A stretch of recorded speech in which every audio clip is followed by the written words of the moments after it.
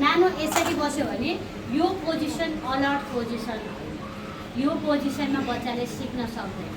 एउटा क्लासरुममा बस्दाखेरि बच्चा जहिले पनि 90-90 बस्नुपर्छ। 90-90 भनेको यस्तो, यो फुट फ्ल्याट,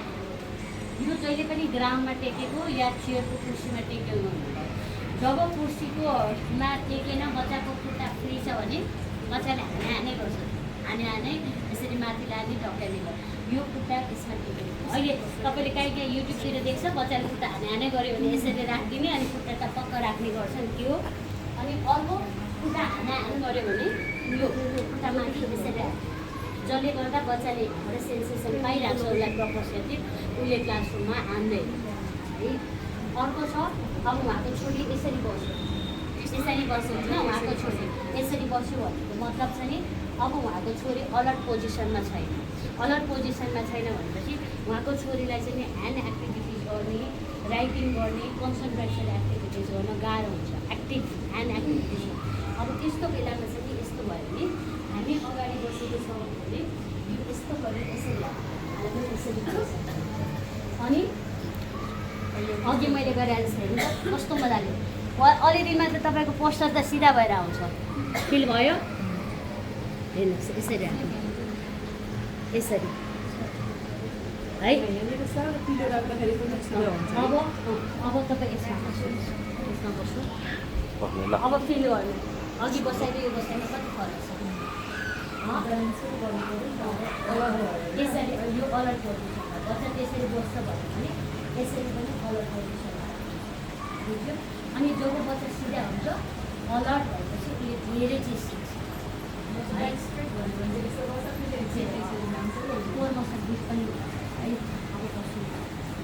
अब खुट्टाले हाने गऱ्यो, खुट्टाले हान्यो, खुट्टाले छेड्यो अनि खुट्टाले हिँड्दाखेरि यसरी होइन, यसरी चिप्लो चाहिँ उसमा पर्छ ल। एक टाइममा म सानो बनाइदिन्छु तपाईँलाई। तुलसी पनि लगाइदिएको, तुलसी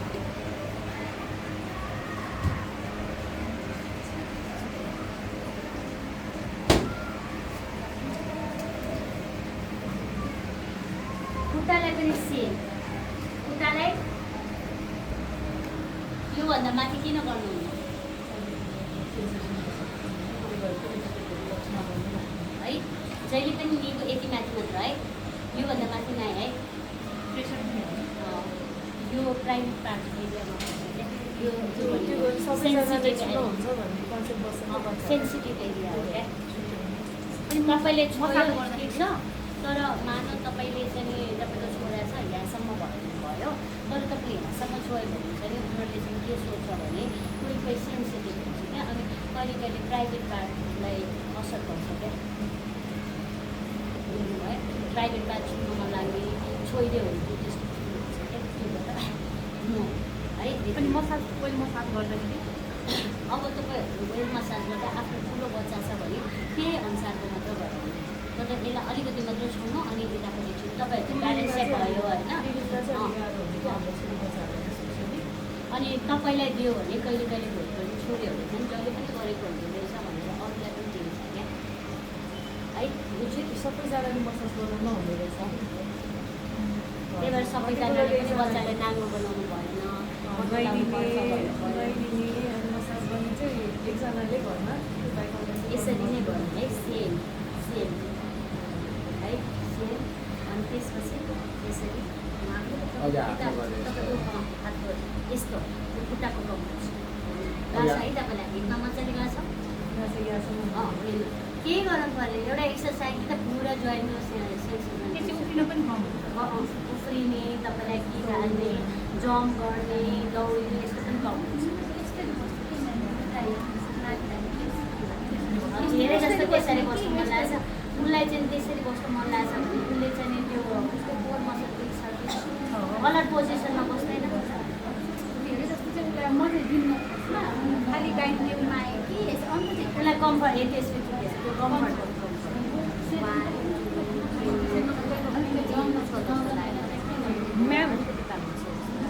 म्याम एउटा सोधेर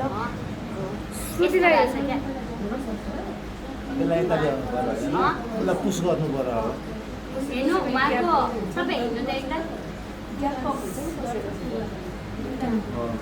तपाईँको घुँडामा प्रब्लम छ त्यो मैले गराउँदाखेरि यताबाट धेरै फोर्स दिइराख्नु भएको छ नभए हेर्नु त हेर्नु उहाँले ल्याट्रली धेरै दिइराख्नु भएको छ याद गर्नुभयो लेफ्ट राइटको तपाईँले ल्याट्रली भार दिइराख्नु भएको छ पछि तपाईँलाई बुढेसकालमा यता दुख्छ यो यतापट्टिको घुँडामा हेर्नु खुट्टाको सेप हेर्नु त हेर्नु है हेर्नु मैले एकैछिनमा गराउन साथै म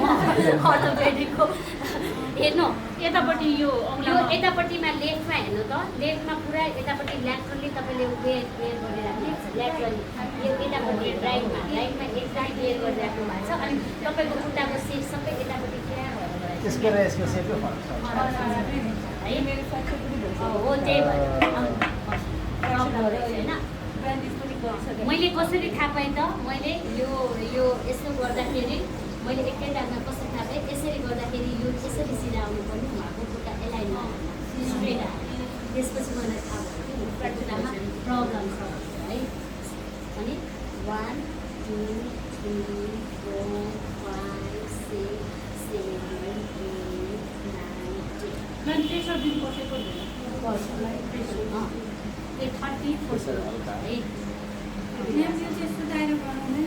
सुताएर बसाएर गराउँदा एक्टिभ है बसाएर गराउँदा के हुन्छ भने तपाईँले यो प्रोपोसेटिभको पनि एक्सर्साइज दियो जोइन्ट कम्प्रेसन भयो मसलको पनि भयो केही गरी हाम्रो बच्चाहरूको मैले कतिजना कतिजना बच्चाहरूको भनेको थिएँ घुँडा जस्तो कमजोर रहेछ घुँडा भित्र गएको छ भनेको थिएँ त्यस्तो भयो भने यो क्वाड्रिसेप मसल पनि स्ट्रङ हुन्छ यो स्ट्रङ भन्नु चाहिँ मतलब तपाईँको घुँडा चाहिँ डर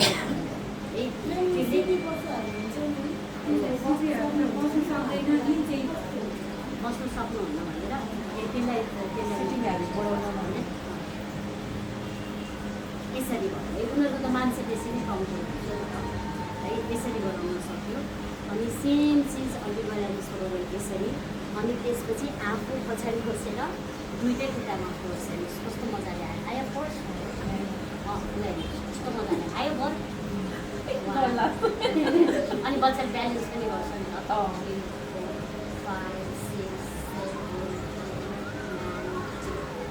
6 7 यो भैमा बसाउँदा भन्दा यो हाई सिटिङमा राम्रो हाई सिटिङमा जस्तै तपाईँ हातले सकेसम्म साइडमा यो गर्दा राम्रो उसले पोस्टर पनि तपाईँलाई लड्दा जस्तो हुन्छ अनि ब्यालेन्स अनि सिधा यहाँसम्म पुग्छ फोर्स भनेपछि तपाईँको पुरा ओभरअल लेग हिर्काउने धकेल्ने दौडिने खुट्टाले हान्ने यस्ता सबै चिजहरू कम हुन्छ है जम्प नगर्दा बिस्तारै जम्प गर्न मन नलाग्ने बसिराख्नु मन लाग्छ बच्चालाई जम्प गर्न मन लाग्ने भनेको जम्पको चाहिँ ग्रोथ मोटर प्लानिङ डेभलप भयो दौडिने कति छ दौडिन्छ तर ब्यालेन्सले दौड्नु भने भेस्टिबुलरमा तपाईँहरूको भयो मैले हिजो भेस्टिबुलरमा प्रोसेसिङ प्रब्लम भनेको थिएँ है भेस्टिबुलरको प्रोसेसिङ अब हेर्नु अब यो लगाइदिने तर बच्चालाई कति बेर लाउने भने एकैछिन मात्र लाउने एकछिन भनेको बच्चा दौडिरहेछ बच्चाले तपाईँले के ट्रेनिङ गराउनु पऱ्यो कुनै एक्टिभिटी गराउँदा मात्र लगाइदिनु फेरि कसैले त 2-2 केजी लगाएर दिउँसपुरी पनि छोड्नु भएछ त्यो भनेको तपाईँले बच्चालाई टर्चर गर्नु जस्तो है सेसनभरि पनि लाउँछन् क्या त्यो सेसनभरि पनि ओभरलोड हुन्छ के हो यो वेटको सेसनभरिमा चाहिँ नि जस्तै बच्चाले हाने गऱ्यो भने चाहिँ नि जस्तै तपाईँले 1 दिन 2 दिन लगाइदिने त्यसपछि बच्चाले कम गर्यो भने चाहिँ सेसनभरि नलाइदिने किनभने यो भार बोक्नु भनेको गाह्रै छ सजिलो छैन हामीलाई त ब्यालेन्स यसलाई कसरी लाउन बानी लगाउने मतलब 2 वर्ष भइसक्यो किनेर राखेको तपाईँले एक्टिभिटिज गर्दा जस्तै तपाईँको हिँडाउने एक्टिभिटिज छ त्यो एक्टिभिटिज छ भने मात्र यो लगाउने अरू बेलामा लगाइदिने होइन अनि अरू बेलामा किक गरिराख्छ खुट्टा हानिदिइराख्छ भने नि एकछिन लगाइदिने ल अब गर्नु त माग्नु फेरि होइन तल अब छ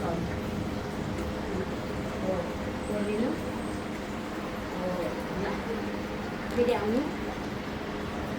त्यो यो एक्सन गराउँदा चाहिँ लाइट एउटा बस्न उयोहरू ब्यालेन्स गर्न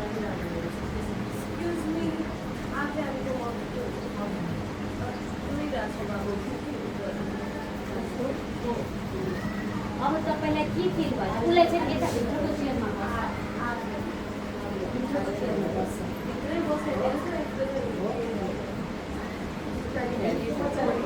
अब तपाईँले उहाँलाई फिलिङहरू दिनु त तपाईँले अघिदेखि गरेको एक्सर्साइज सबै उपकरणमा के के दिनु खुट्टामा प्रेसर दिनु हुँदाखेरि चाहिँ यहाँसम्म रिल्याक्स भइसक्यो कि यसलाई त्यो साइडमा हुन्छ नि हामीले